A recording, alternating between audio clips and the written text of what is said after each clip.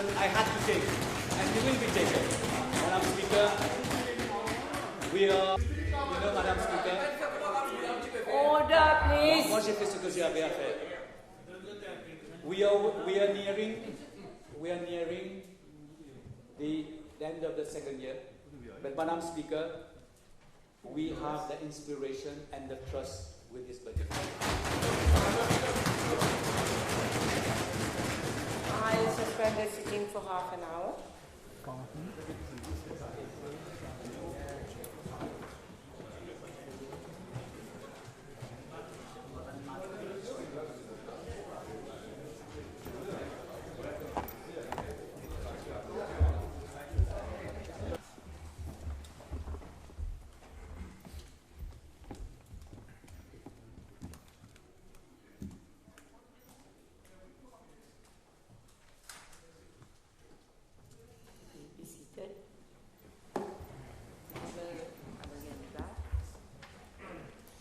Madame la Présidente, je vous remercie premièrement pour me donner la parole. Il est malheureux que l'honorable Ami Emiane ne soit pas là. Oh, je suis là.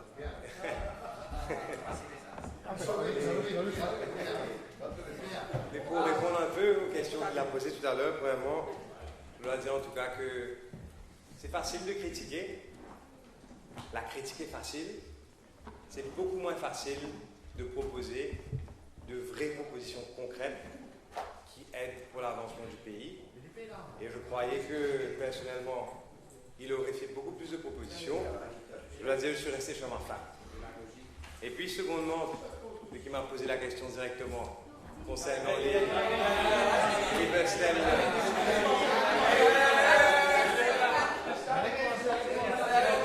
Je crois que le ministre de l'infrastructure publique a bien répondu. Et je dois dire que nous avons un plan à Kirpip. Nous avons déjà vu le master plan, mes collègues Stéphane et Manini. Et c'est un plan, en tout cas, qui est très prometteur de convertir le centre de Kirpip, le centre de ville, les gares, Yann Palak, nord et sud, en une gare moderne où on optimise l'espace, où nous avons les espaces de magasins, de cinéma, etc. Et où nous donnons une autre dimension aux autogares de bus. Et donc, je crois que le ministre a très très bien répondu. Une chose éloquente, c'est que la valeur du terrain, par exemple à Kirpip, pour Yann Palak, si je me souviens bien de ce que disait le ministre Anne de Gouda, c'est valu à hauteur de 600 millions de roupies. Donc, vous pouvez comprendre que un accord un PPI, un accord de partenariat public-privé, ce sera difficile pour le secteur privé d'acquérir de cette valeur. Et donc, c'est justement le modèle parfait pour justement permettre à la modernisation et au développement des infrastructures publiques au service des consommateurs, au service des usagers et bien sûr pour en faire un commerce. J'aimerais aussi proposer, c'est dommage que le ministre n'est pas là, sur la même ligne justement, vu qu'on m'a fait parler de ça, les bus shelters dans le pays en général. Nous avons en Inde ce que nous appelons les bus shelters. Nous avons un accord en Inde, un projet qui s'appelle le Civic Bodies, c'est bon que le ministre arrive, le Civic Bodies Public-Private Partnership Plan, qui se fait en Inde. Et ce plan est un accord, encore une fois, entre le privé et le public, où l'espace des bus shelters sont loués aux compagnies privées sur une période de 20 ans, où les compagnies privées investissent, modernisent, érectent des bus shelters et puis utilisent l'espace pour des espaces publicitaires. Et c'est très profitable pour les compagnies privées, bien sûr, mais c'est un win-win situation parce que les consommateurs sont lotis dans des bus shelters qui sont bien sûr à l'abri de la pluie, dans des bus shelters high-tech. Le secteur privé est content parce que nous avons des espaces publicitaires et le gouvernement est content parce qu'il n'a pas besoin d'investir. Et suite à la réponse du ministre la dernière fois pendant les questions parlementaires, j'avais noté que ça coûtait environ 500 000 roupies construire un bus shelter, ce n'est pas beaucoup d'argent. Et si on imagine sur une période de 20 ans, ce sera grandement profitable au secteur privé. Laissez-moi maintenant lire mon discours. Madame la Présidente, je me joins à tous ceux qui ont parlé avant moi pour féliciter l'honorable Pravin Jagnad pour le budget 2016-2017. Le budget a été très bien accueilli de la part des Mauriciens, et ce pour de bonnes raisons. Mon bon ami, l'honorable Manish Gobin, parlait la dernière fois d'un feel-good factor que le budget a réussi à créer. C'est exactement ça. Il a très bien résumé l'atmosphère que nous ressentons dans le pays aujourd'hui. Le budget définit clairement les axes prioritaires dans le but d'atteindre l'objectif du gouvernement pour l'avenir. L'objectif lui-même est clair. Il est de faire progresser notre statut de pays à revenu moyen actuel à un pays à haut revenu. Les priorités pour atteindre cet objectif sont tout aussi claires. Il a d'ailleurs énuméré les 10 axes prioritaires de la politique gouvernementale dans son discours. Parmi les nombreuses mesures, je trouve remarquable que le budget ait fait la part belle à ceux au bas de l'échelle. Le ministre des Finances a annoncé avec force des mesures concrètes pour en finir avec la pauvreté absolue. Par exemple, la hausse de l'allocation de vie aux familles pauvres, le cash incentive pour les enfants de familles pauvres qui réussissent leurs examens primaires et secondaires, et aussi en donnant une seconde chance à la réussite scolaire pour ces enfants de familles pauvres qui échouent la première fois en prenant en charge les frais de seconde tentative aux examens. La construction de maisons pour les plus pauvres, l'augmentation du barème à 20 000 roupies pour les maisons NHTC, l'abolition du barème pour ceux âgés au-dessus de 15 ans pour les allocations aux enfants autrement capables sont parmi tant d'autres les mesures fortes de ce budget pour la pauvreté. Je le félicite sincèrement car le ministre a réitéré la volonté du gouvernement d'aider en priorité les plus vulnérables de notre société. Madame la Présidente, plus d'une semaine d'intervention sur le thème du budget est passée. Beaucoup a été dit. J'aurais aimé parler bien sûr sur tous les axes du budget, mais vu mon temps de parole limité, je vais me concentrer sur les sujets qui me tiennent particulièrement à cœur. Pour atteindre l'objectif fixé du budget 2016, ainsi que le programme du gouvernement, de profondes réformes doivent être impérativement entreprises pour y arriver. La première, Madame, concerne une réforme profonde du service civil avec pour but de le transformer en un modèle pour notre région et de le rendre plus efficace, plus transparent, et ceci en créant une vraie culture de méritocratie dans notre service civil. Et la méritocratie, Madame, renforce la notion d'égalité et de compétence et rejette les notions de promotion, par exemple, sur les principes d'ancienneté ou autres considérations.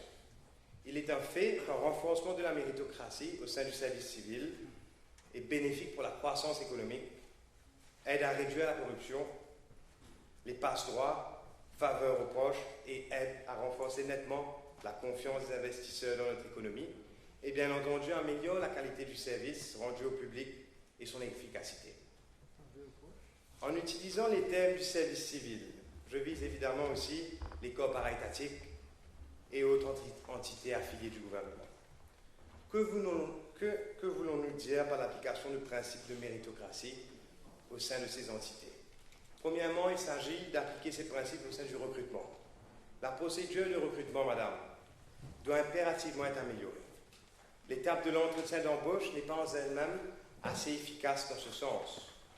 Nous devons exiger des postulants de se soumettre à des examens d'entrée généraux pour s'assurer de leurs compétences, ainsi qu'à des entretiens psychologiques pour évaluer leur état psychologique.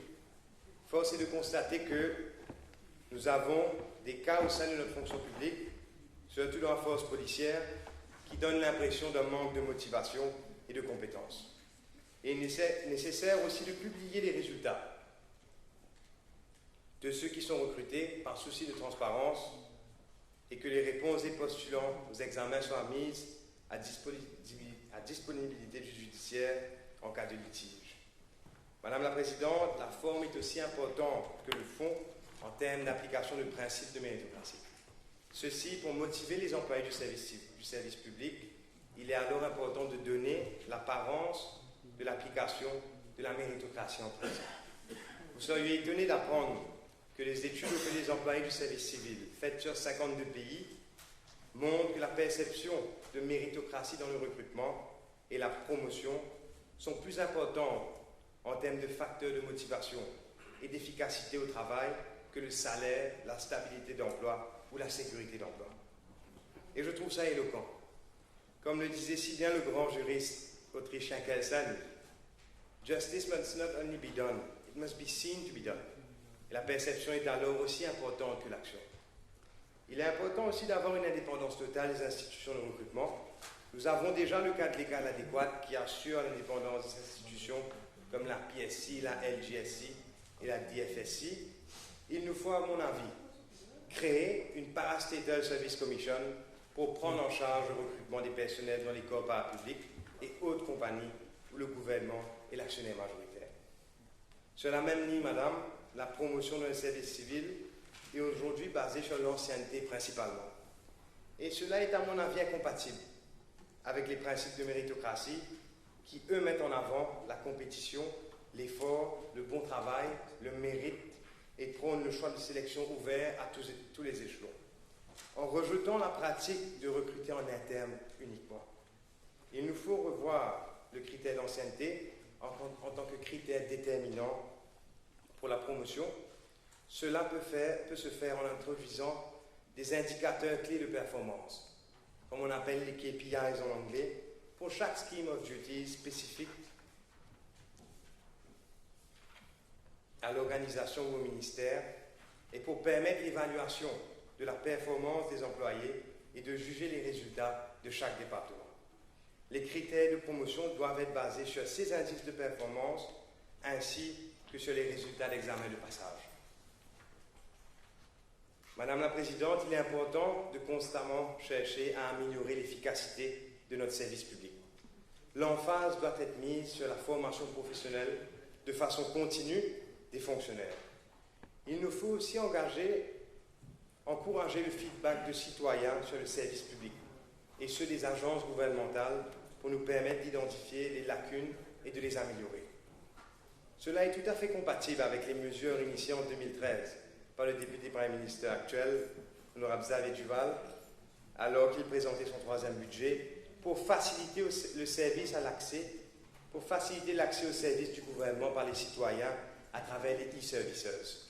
Je me réjouis d'ailleurs que l'actuel ministre des Finances ait repris cette mesure en les améliorant davantage avec l'annonce de 50 nouveaux services en ligne très bientôt. Et il nous faut mettre la barre haute et aspirer à pouvoir offrir aux citoyens le maximum d'accès aux services publics, que ce soit en termes d'application de permis divers ou en termes de transparence, en publiant les divers projets, dépenses, recrutements, etc.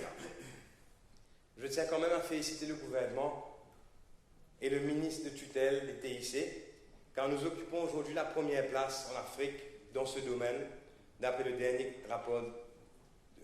dernier classement des Nations Unies. Nous sommes cependant encore loin derrière mondialement, à la 58e place. Prenons l'exemple sur Singapour, qui, eux, sont depuis plusieurs années une référence mondiale dans le domaine. Et non seulement en termes de e-services, mais aussi en termes d'efficacité et de bon fonctionnement du service civil. Et donc adoptons les meilleures pratiques établies ailleurs qui ont prouvé leur efficacité au bénéfice de notre pays. Deuxièmement, Madame la Présidente, c'est l'éducation. Investir dans l'éducation veut dire investir dans le futur de notre pays. Cela est particulièrement valable à Maurice, où nous ne pouvons que compter sur notre capital humain par manque de ressources naturelles. Et il est inquiétant de constater que nous avons aujourd'hui une population vieillissante, ce qui veut donc dire que notre seule ressource naturelle est en décroissance. La pérennité de notre modèle actuel de welfare state est aujourd'hui menacée. Le ministre des Finances a parfaitement résumé la situation. Si on se projette 14 ans dans l'avenir, nous ne pourrons que compter sur la moitié des personnes qui travaillent aujourd'hui pour soutenir le même nombre de retraités. Le niveau d'éducation et la formation de notre capital humain sera alors déterminant à l'avenir pour garantir le succès économique de notre pays. Nous devons rendre notre capital humain plus compétitif, davantage spécialisé et beaucoup plus adapté au monde d'aujourd'hui et de demain. La décroissance de notre capital humain est un fait. Il est préférable d'avoir peu de capital humain, mais disposant d'une formation de haut niveau, à rémunération élevée, plutôt que peu de capital humain non spécialisé, avec un bas niveau de formation et de rémunération. La qualité de notre capital humain peut donc compenser à l'avenir la baisse de contribution due au fait de décroissance. Notre système éducatif n'a donc pas droit à l'erreur. Le 9-year schooling est aujourd'hui indispensable pour remplacer un système qui est dépassé, avec un niveau d'échec au CPE avoisinant les 30%. L'expérience de l'école doit être une découverte de talent et de créativité pour nos enfants. Nous ne pouvons continuer d'encourager un système qui se focalise uniquement sur les prouesses académiques en ne développant pas assez les talents et traits de caractère requis pour réussir après l'école. Le 9-year schooling, piloté par une dame très capable, l'honorable Lila David-Dugan, qui n'est pas là, devra pouvoir corriger ceci. Je me réjouis d'ailleurs de son intervention avec l'introduction de l'art, de la musique et du théâtre à l'école. Je lui dis bravo. L'éducation est un axe prioritaire du budget. D'ailleurs, l'expansion du programme de distribution de tablettes, qui avait été introduit en 2012 par Xavier Duval et qui sera maintenant distribué également aux élèves de la primaire, est une mesure phare. Je félicite l'honorable Pravin Jagnat et je leur remercie. Il faut cependant s'assurer que les applications informatiques pour supporter l'utilisation de ces tablettes soient innovantes et donnent une nouvelle